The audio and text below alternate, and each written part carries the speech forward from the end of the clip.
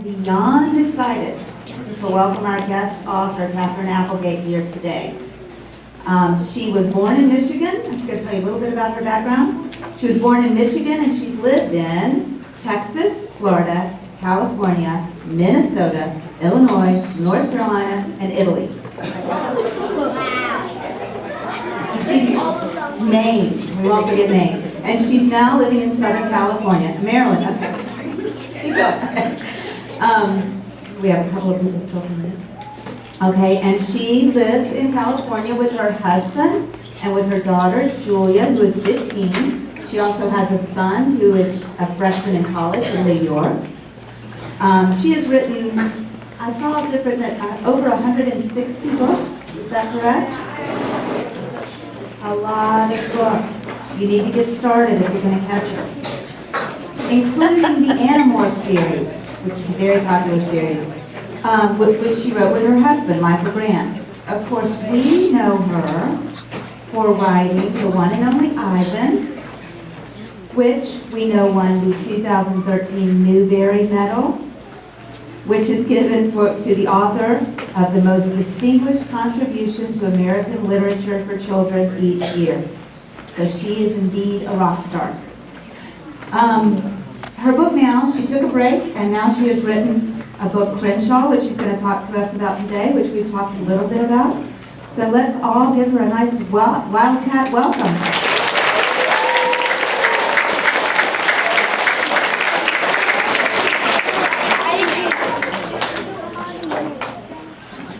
Is it on? I am so excited to be here with you guys. It's the most amazing school. You guys are so lucky. And I've already been lucky enough to meet a few of you, and I've been so impressed. And I just get this wonderful vibe off this place. I can tell it's a really nice place, and then you've got some really nice people here. So thank you for letting me come. And thank you in advance for sitting on your butts, because I know that's not the most comfortable place to be. Here's what I'm going to do. I'm going to talk, can you see me okay? I'm going to talk for like, 25 minutes, something like that. And then we'll do some questions. And then I'm going to sign some books. And then you have to go back to the real world and do more work. So maybe I should talk longer so you don't have to go back. So we can do the lights. I'm going to talk to you about several things. I'm going to talk to you about what it's like to be a writer. And I'm going to talk to you about what it's like to be an imaginary friend. And I'm going to talk to you about what it's like to be hungry. And I know some of you have been bringing in items for the food drive, and I am so grateful. I know it's hard to remember to put them in your backpack and to bring them in, and it's so wonderful that you've been doing that, and really will make a difference in other people's lives. So thank you very much. So as was mentioned, I have written a lot of books. I've written well over 150, 160. Some of them with my husband. We did a series called Animorphs. It was really fun. It was about kids who could turn into animals. They touch them and they acquire their DNA, and so like you could become a red-tailed hawk and fly through the sky. You could become a shark. Those are really fun. They're going to make it into a movie. I wrote Ivan, and by the way, they're making that into a movie, and this is cool because it's probably going to be about 2 years. They're talking about Christmas 2017 that it would debut, but I've already read the script. It's going to be a movie with Disney, and the way they're going to do it is they're going to have humans, actors, and then they're going to have CG special effects animals, so it will be kind of like Babe or like Pi or Planet of the Apes. I'm trying to think of some other ones that might have used that technique. So I think it's going to be really cool. And I read the script, and I got about halfway through it, and it was very, very much like the book. And then all of a sudden there's this policewoman in it, and her name is Officer Applegate. And they wrote me into the script, so it's so cool. So I've written a lot over the years, and I love to write, but I didn't always love to write. I will tell you my career path, and I would not recommend following this. This is how I became a writer. I went to college and I got a degree in English, and then I promptly became the world's worst waitress. I once dropped 4 strawberry milkshakes on a man in a totally white suit. It was so embarrassing. And then I became the world's worst plant waterer, and I killed like an entire office worth of plants by overwatering them. And then I became the world's worst toilet cleaner. I was the world's worst many things. And then one day I thought, well, okay, if I'm going to be the world's worst, maybe I should be the world's worst writer, because even though it seemed like such a public way to fail, and it kind of is, I knew I was missing out. I wish I had just gone right ahead and known that I was going to make lots of mistakes. That is my official author photo. I want you to remember one thing today. That is what being a writer is all about. So you know when your teachers hand you those papers back and they've got all those red marks on them and you're thinking, oh, I thought it was perfect. You are now a professional writer. That is what writing is all about. It's about rewriting. I rewrote Ivan hundreds of times. I rewrite everything hundreds of times. When you're done with a manuscript, you give it to someone called an editor, who is sort of like a teacher, and they always say the same thing. This is beautiful. Now here's what's wrong with it. And they give it right back to you, and you rewrite it. So I just want you to understand that once you realize that rewriting is part of the game, it's so much more fun, and it took me a while to figure that out. I really enjoyed, by the time I got to Ivan, I had written a lot of books. I thought, well, I know what I'm doing. I had written Animorphs, we had gorillas in it. Now, I had never written first-person gorilla from the point of view of a gorilla, but I figured I could figure it out, and I realized that one of the best ways to do that was to do lots of research. That is Ivan. Did any of you ever get to see Ivan? Did you? I tried. I went to the zoo, to Zoo Atlanta, where you guys were lucky enough to have him. And it was raining that day, and Ivan hated wet weather.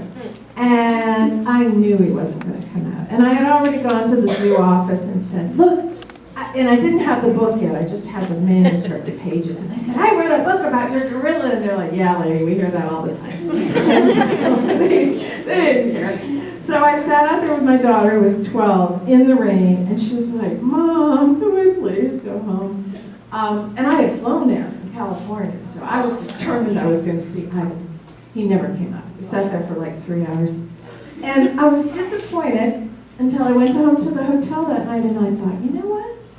That gorilla, for the first time in his life, had the opportunity to exercise some control over his life. He was stuck in a mall for 27 years. And there he was at Zoo Atlanta, and if he didn't want to come out, he didn't have to come out. And that made me feel okay. I did a lot of research about Ivan. Most of you probably know his story. He was a baby in the Democratic Republic of Congo, and he had a twin. We think a twin sister. It could have been an orphan from another troop. And he was minding his own business one day, and poachers came and presumably killed the entire family, because usually that's what happens. One of the reasons they do this, by the way, this is what they do with gorillas after they kill them. They turn their hands into ashtrays. Is that not horrifying?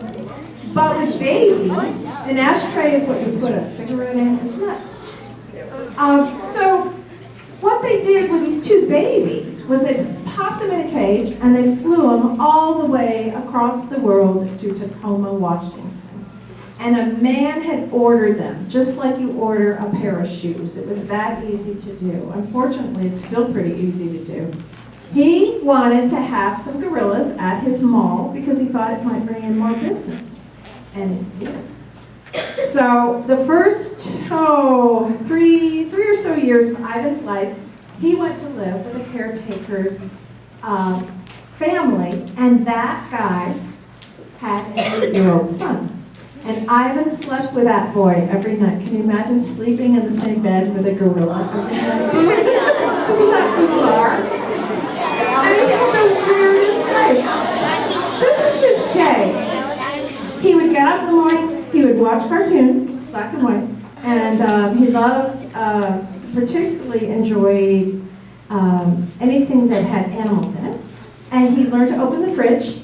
He liked to drink Pepsi, so they would hold out his lower lip and like pour Pepsis in while they held out his lower lip. And this is, he was in the jungle. He had a lovely vegetarian diet.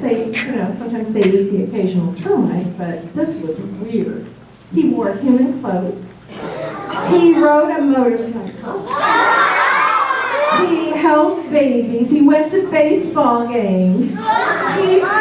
He would dress up sometimes in human clothes, and they put him in the back of a convertible, an open car, and they would go to McDonald's. And the guy who was driving would always say, "I need some fries for my son in the back seat." And then the clerk would lean over to give the fries to the son in the back seat, only it wasn't a kid. It was a baby gorilla wearing human clothes. And pretty soon, everybody in Tacoma knew about this very weird situation. But at that time, people didn't think they just thought it was funny. People weren't thinking a lot about how we should treat animals in captivity. And it took a long time for people to get really mad about the way Ivan was being treated. As he got older, they put him in this cage, and he sat there for 27 years, and the only thing he had to do was finger paint. He loved to finger paint. He also elbow painted and nose painted and butt painted. He loved it. And the other thing he loved to do was he would roll up poop and he would throw it at you.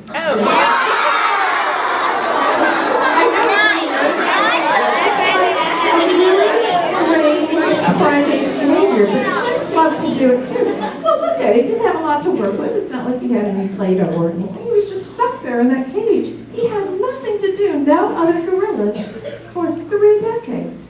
So finally, and this is what's so cool, kids like you got really mad, and they started boycotting them all, which means they stopped going. They asked their parents to stop going, and they wrote letters to the editor and the mayor and the governor and the president, and eventually he was released to Zoo Atlanta. And that is really cool. That's the amazing thing. Kids have more power than you realize to change the world. It wasn't a perfect solution. It would have been great if he'd never been captured, obviously, but he saw gorillas for the first time in 27 years. He had to learn how to be a gorilla again, because gorillas have, for example, we think over 24 vocalizations. They pant, they hoot, they grunt, they burp, they purr, which I thought was weird. And this is my favorite. I want you guys to try this one, okay? Lovely tone. Would you like to know what you just said? Yeah. You just said, and this is really cool, if you're mom or dad, you really, you just said, "Kids, cut it out."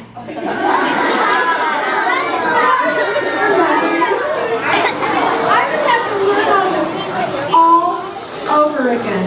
And that is hard to do. Now, that is what I thought a gorilla was all about until I started doing research. I thought King Kong. I did not know. I mean, gorillas are kind of big and scary. They're 400 pounds of pure muscle.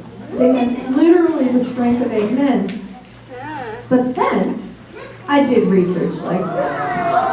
This is a baby, a juvenile.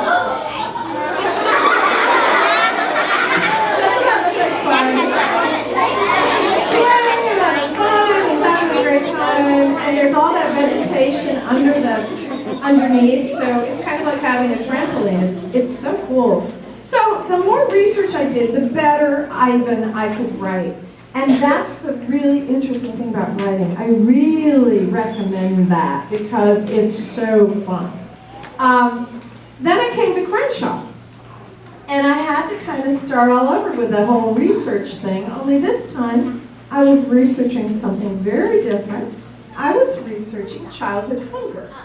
Now, you guys may already know this, but to me this was really shocking that 1 in 5 American kids are hungry sometimes. Think about that. In a class of 25, that's 5 kids. That's an astounding statistic. And we have a country that has lots of money, it's very affluent, we produce tons of food, And it's really sad and frustrating that we can't get food to the people who need it. So when you bring in those little cans of food, and it seems like, no big deal, here's a soup can, and you put it in a box, it's a huge thing. Because once again, just like those kids who helped Ivan, you're changing lives. There are a lot of kids in this country who need that kind of help. And if you are one of those kids, the most important thing to remember is that you need to talk to a trusted adult, because there are lots of ways to get food and lots of resources. It's just a matter of finding the right one, and that's a lot of what the character in my book had to learn about. There are all kinds of food pantries, there are backpacks you can take home on the weekend, there are lunches, there are breakfasts, there's all kinds of ways to get help. So I decided I wanted to write about a kid who was hungry sometime, but I didn't know how I was going to approach the story. And I had this thing in my head, and this thing in my head was a giant imaginary cat. And I'm thinking, okay, so I want to write a story about a kid named Jackson who's hungry sometimes, and his family's kind of going through some rough times. But I also have an imaginary cat in my head, and he won't go away. Sometimes when you're writing, that's actually what it's like. It's like a character takes over your brain. So I had to think about what it would be like to have an imaginary friend. I never had an imaginary friend. I was clearly a weird child, but I never had an imaginary friend. How many of you have one, or had one, or remember having one? Wow, that's a lot. I love it when some of the grown-ups raise their hands. Oh, that's great. You guys, that's wonderful.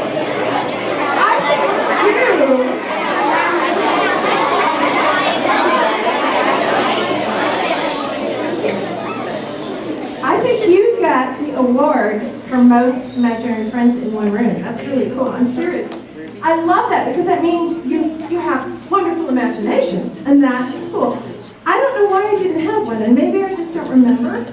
I know I had a lot of pets, and I love dogs, and maybe my dogs were kind of like my imaginary friends, and I talked to them a lot. So because I didn't have an imaginary friend, I went online, and this was in 5 seconds, literally, on Google. I Googled imaginary friends, childhood imaginary friends. Look at these great names: Mr. Invisible Man, Stinkin', Oopa, Pika, Nobody, and Silly Sam. And that was like in 5 seconds.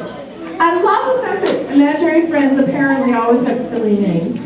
They're often not even human. Sometimes they're animals. I've run into a few like imaginary tree friends and rocks and that sort of thing. They can be an inanimate object. It doesn't really matter. But they can take any form. And I love the idea that you could have an imaginary friend who maybe doesn't look like anything anyone has ever seen before. In the case of Jackson, I had to think a little bit, never having had an imaginary friend, about what qualities I would want. And I realized it's the same stuff you guys want in a friend. You want somebody to confide in, somebody you can talk to, somebody you can tell secrets to and you can trust. And for Jackson, that turns out to be really important. You want somebody who makes you feel kind of silly, because, a good friend is someone who makes you feel comfortable and, takes you out of your skin a little bit. You want somebody you can comfort, and somebody who can comfort you. Somebody you can go waddle on the beach with, And this final one, this to me was really important. If I were creating my own imaginary friend, and you may have a different set of needs, but in my case, I would need an imaginary friend who is really tech savvy.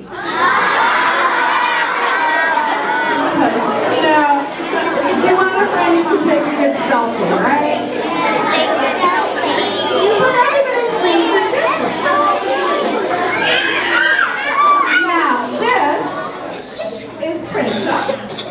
And what's weird about Crenshaw is, first of all, he's giant. He walks on 2 feet. He's about 6 feet tall. And I got this idea from this old movie that maybe some of you have seen. I bet some of the grown-ups have seen it, called Harvey.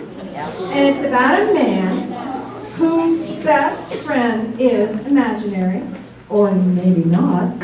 and he is a giant rabbit called a puka.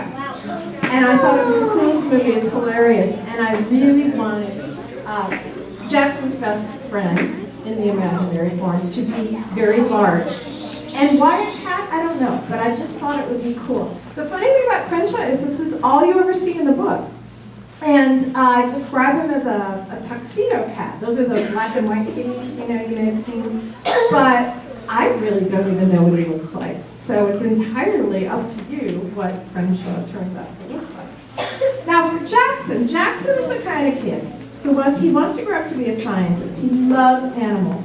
This probably came from me because I loved animals growing up. I worked for a vet. Really wanted, if I could, when I grow up, I want to be Jane Goodall, who is a chimp researcher. I just think it'd be so fun to study animals. And Jackson loves facts. He likes gross facts. He likes animal facts. He likes anything that's scientifically proven. For example, a cheetah can run 70 miles an hour. I was doing this the other day, though, and a second grader told me, she raised her hand, she was very polite. She said, I've been studying cheetahs for several years. Mind you, she was about 7. And they can run up to 80 miles an hour.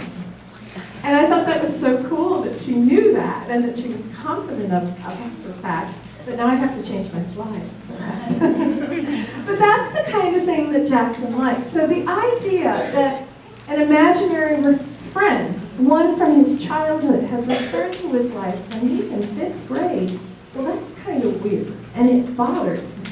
When he was in kindergarten, he lived very briefly in his minivan with his family, and his most vivid memory is that there were a lot of stinky feet involved. Can you imagine living all smushed in one car? It was him and his sister and his mom and his dad and his dog and his imaginary friend. That's when Crenshaw first showed up. But Crenshaw went away when things got better, and now Jackson, this nice, solid, scientifically minded kid, is suddenly finding that Crenshaw has returned. He doesn't just return in the normal way. He shows up in the middle of the night taking a bubble bath, because Crenshaw loves bubble baths. And of course he's so huge he doesn't even fit in a tub. And Jackson is like, whoa, I am losing my mind. What is happening here? Imaginary friends don't exist, and I'm a 5th grader, and I really, really don't need this in my life right now. The reason he doesn't need it in his life is because things are going kind of bad again. His parents are what we call working poor. They're trying to sew together lots of jobs, and they love each other, and they're working as hard as they can. But his dad has a disease called multiple sclerosis, which makes it hard to work sometimes. His mom has lost her job teaching, and she's doing lots of little jobs. And Jackson's really worried they're going to have to move out of their house, maybe go back and live in the minivan. But even worse, day to day, he and his little sister are hungry sometimes, and that is really tough to deal with. So when he finds this giant cat in his bathtub, being a scientist, he asks himself why. He tries to figure it out. First of all, why a cat? Is it because they're silly? Maybe that's part of it. Jackson is decidedly not a silly guy. He really isn't. Maybe, oh, it gets worse. Maybe he thinks it's because the wonderful thing about an imaginary friend is they make a great scapegoat. A scapegoat is someone you can blame. So if you have an imaginary friend lying around and you break a vase or something, you can go, oh, well, Crenshaw did it. So maybe it's because he needs some mischief in his life, and he needs to have somebody around to blame. Maybe it's the fact that cats are so curious. And Jackson is, after all, a scientist in the making. He is curious. He's trying to understand why this imaginary friend is in his life. He wants to know what's going on. These guys are not very good. I love them.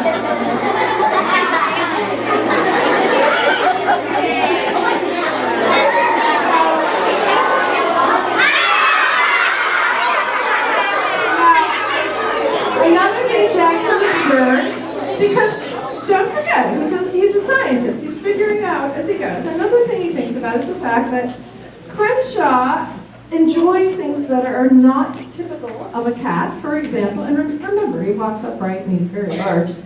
He can skateboard. Jackson happens to like to skateboard too. When he first sees Crenshaw return after the bubble bath incident, he also sees him surfing. And that's not something you typically see a cat doing. He likes to hang glide off kites. He has a little umbrella he carries around. He's a very, very, very strange cat. There's a weird fact that he likes bubble baths. What's that about? I mean, it's not that Jackson likes bubble baths, so maybe that's why. There's the fact that, and this is interesting to Jackson, Crenshaw has a lot of behaviors that are very typical for a cat. He will eat a mouse if he finds one, but he much prefers human food. And this is weird. And now Jackson, scientist Jackson, trying to figure this out. And the way that he and Crenshaw first met and the way they rebond in 5th grade, interestingly enough, has to do with jelly beans. The first time that Crenshaw shows up when Jackson is in kindergarten and he's living in his minivan, Crenshaw skateboards up and he says, "Hey, do you have any purple jelly beans?" And Jackson just happens to have 2 in his pocket. And that's how their friendship was born. Now here Jackson is again, hungry, worried, and again, purple jelly beans play a role in their bonding. So what Jackson realizes as all this unfolds is that he has a problem, and the problem is his parents are trying very hard to shield him from the harsh truth that yeah, they're having a difficult time. And Jackson wants them to tell the truth. He also needs, though, to tell the truth to himself. He has to be honest with himself. And the best part about having Crenshaw around is the same reason it's so nice to have friends we can trust and adults we can go to. Because what Crenshaw teaches Jackson is you have to tell the truth. And you have to talk to people who love you and care about you, because that's how things are going to be okay. So I'm going to show you one more thing here. This is a book trailer. This is really fun when you have a book trailer made. You take your book, and in this case I sent it to some people in Los Angeles, and they take the book and they kind of try to envision it in about 60 seconds so that kids can see what it's about. And I thought they did a really lovely job with this one. So after we do this, we'll do some questions. Hi, my name is Jackson. This fall, I'm going into the 5th grade. And when I grow up, I want to be an animal scientist. Here are some fun facts about animals. A cheetah can run 70 miles an hour. A headless cockroach can survive for 2 weeks. And when a horned toad gets mad, it shoots blood from its eyes. I don't know about you, but I think facts are so much better than stories. You can't see a story. You can't hold it in your hand and measure it. Stories are lies when you get right down to it. And I don't like to be lied to. Rule number 1 for scientists is this. There is always a logical explanation of things. Like why these purple jelly beans appeared out of thin air when we hardly ever have enough food in the house.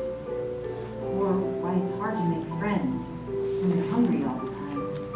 Or where this silly umbrella came from. Or why parents think you don't notice them fighting when the bills come.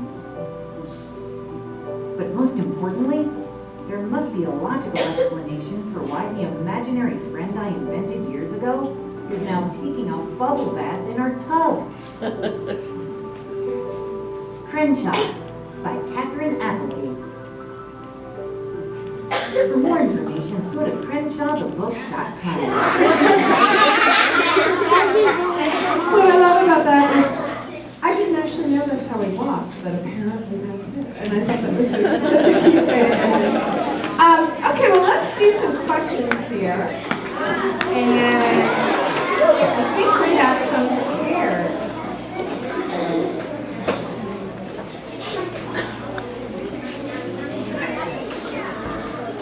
Thank you. Okay, we do have 5 fourth graders who are going to have to find, who have some questions. Mira, where are you? Ah, there she is. I was interviewed by Mira today. It was really fun. I was kind of nervous.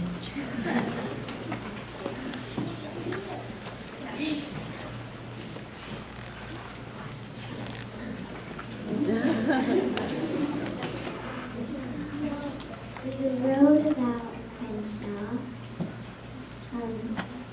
You already answered this question in the interview, and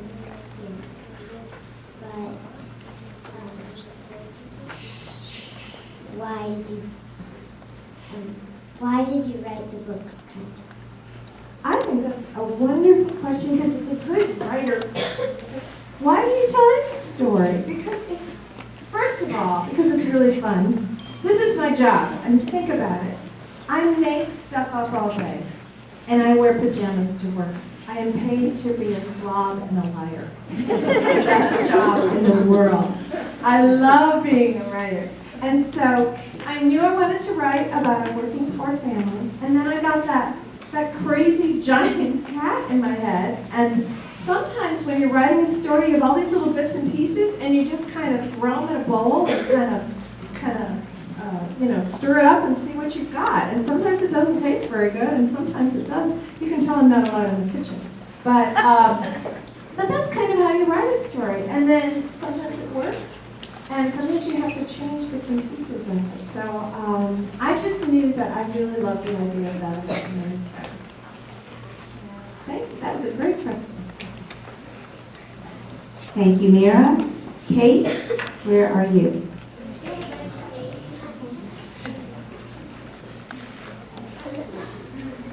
Miss Applegate, you've written so many amazing stories. Would you mind telling us when you wrote your first book? Oh, what a great question. Well, that was my first book and my first story. Now, my first story, I remember I was 8, and it was about a wild pig called a peccary, and her name was Alice because my middle name is Alice. And I don't know why I wrote it, but I know that even then I was writing about animals. Isn't that interesting? I grew up and I wanted to be a vet, and I worked for a vet in high school, and I loved animals. So that always seems to make its way into my stories. But the first book I wrote, I was a lot older, because remember how I told you I was afraid to write? It was so silly. Because you're going to be afraid to try anything new, right? And you're going to make lots of mistakes. I wish I'd started sooner. So I was probably like in my mid-30s. And a lot of the first books I wrote were kind of funny. I wrote for Disney Press. And that meant that I wrote about Donald Duck and Mickey Mouse. And I was considered the best writer of Donald Duck ever. And I was so proud. And I wrote 17 Sweet Valley Twins, which some of the older ladies in the audience might remember. Did you see the hand waving? Yes. Do you remember who the evil twin was? Lila. Oh, Lila, yeah. She was bad. Jessica was kind of the bad twin. Yeah, and Elizabeth, yeah. But, Lila was really bad. So we did. So I did lots of silly stuff. That was called being a ghostwriter. And a ghostwriter doesn't have her name on the books, but it's a really good way to learn how to write. Okay, Charisse.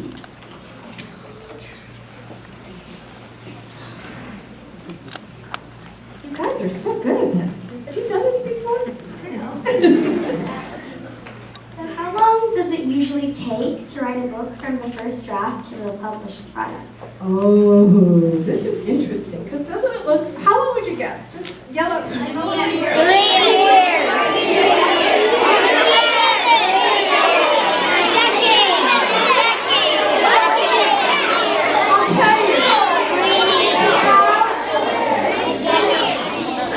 I hear like 3 years, and actually, that can be about right. To actually write it, most authors will tell you it takes them a couple of years. But I know writers who take 10 or 20 years, and I, at one point when I was writing Animorphs, wrote a book every month.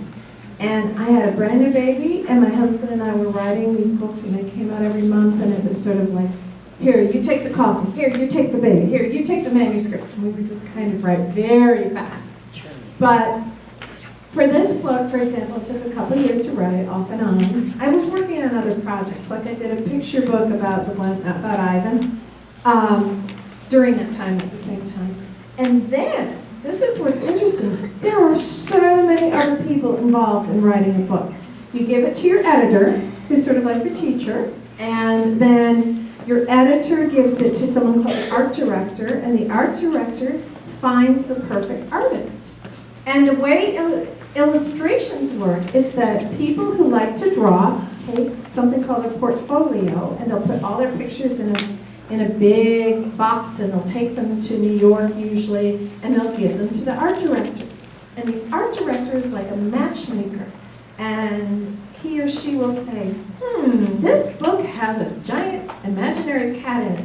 Who would be a good person to draw something like that? Because different people like to draw different things. So they match them up. So you gotta have a cover, you have interior illustrations, then somebody has to put it into print, right? It's called typesetting, and then they have to proofread it and find all the little mistakes, like, oh no, there's a comma where it shouldn't be. Those people are very important.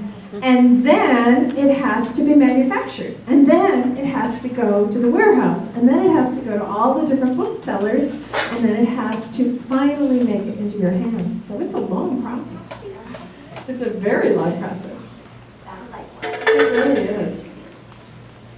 Okay, Willem?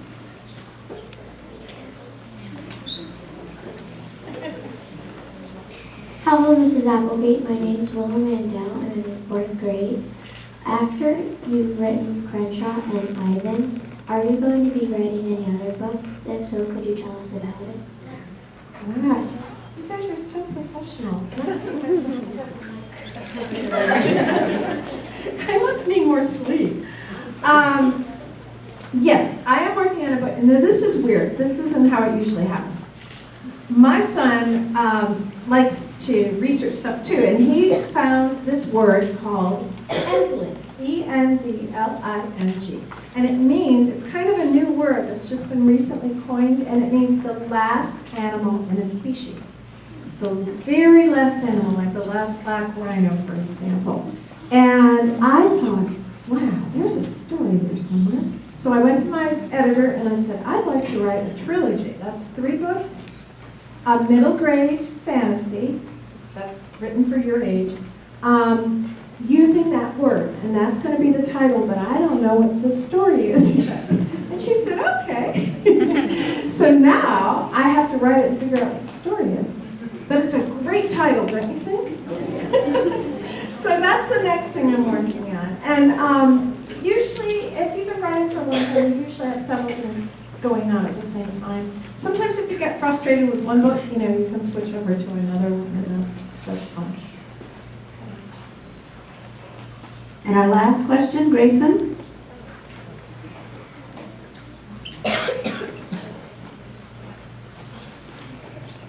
Hello, Miss Applegate. My name is Grayson Kane. I would love to write like you. When I write, my ideas come to me so fast I can't think about the sentence I'm writing right now. Instead, I think about the parts of the story ahead of me. How do you keep writing without your ideas exploding in your head? This girl's going to be a writer. That was such a writer question. I can tell. It's so funny, a lot of times when you go to schools, the thing they ask you, the thing kids always ask you is, where do you get your ideas? Well, there are millions of ideas. All you do is say, what if? And zillions of ideas come into your head. So see, that's why I know you're going to be a writer, because the biggest problem when you're a writer is having too many ideas and deciding which one to use next and which one is the best idea. So when your brain is doing that, sometimes to calm it down, one way to do it is free writing. Have you ever done that? Where you write as fast as you can, and you don't have to worry about periods or commas or capitalization, and you write things like, I am so bad at this, I can't do this, I can't do this. It doesn't matter what you write, it's just that you're freeing up your brain to write really fast and get that adrenaline out. Sometimes it helps to switch gears and write about something else for a few minutes, or even take a week off. That's been known to happen. And sometimes that helps. But it is a wonderful problem to have your brain coming up with too many ideas. Don't worry. The more practice you get, the easier it gets to write your stories and to read them and to know what you need to fix later. Just let it all out and then go back later. It's like sculpting. It's like your writing is a big rock and you're sculpting it. You're picking just the right words and just the right sentences. And when you go back, you know which ones to pick. I can tell. So I want to tell you guys one more thing before I go. First of all, you're an amazing audience. Really good questions. And this is something I think probably it would be better if the teachers covered their ears and didn't listen, covered your ears. Thank you. This is just between you and me. When I was your age, and I know I'm not supposed to say this, but I really, really hated to read. Now, I know I'm not supposed to say that. Most authors will tell you that they were like voracious readers and they read under the covers with a flashlight. And I became that person. But when I was your age, it seems so silly to me. I mean, why? Why am I reading about made-up people, and it was boring, and it was hard, and it was frustrating, and you know what I found out? You have to find the right book. It's like finding the right friend.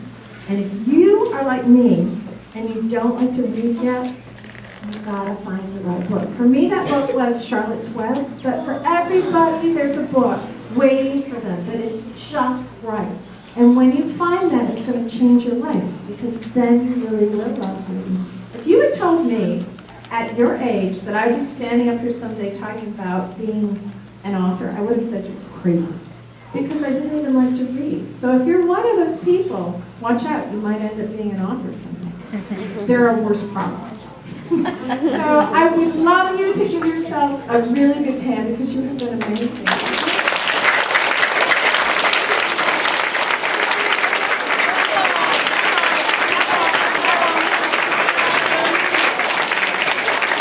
Thank you again, Ms. Applegate. This has been wonderful. Thank you. And teachers, y'all can dismiss your classes. However, would it be best to go grade by grade?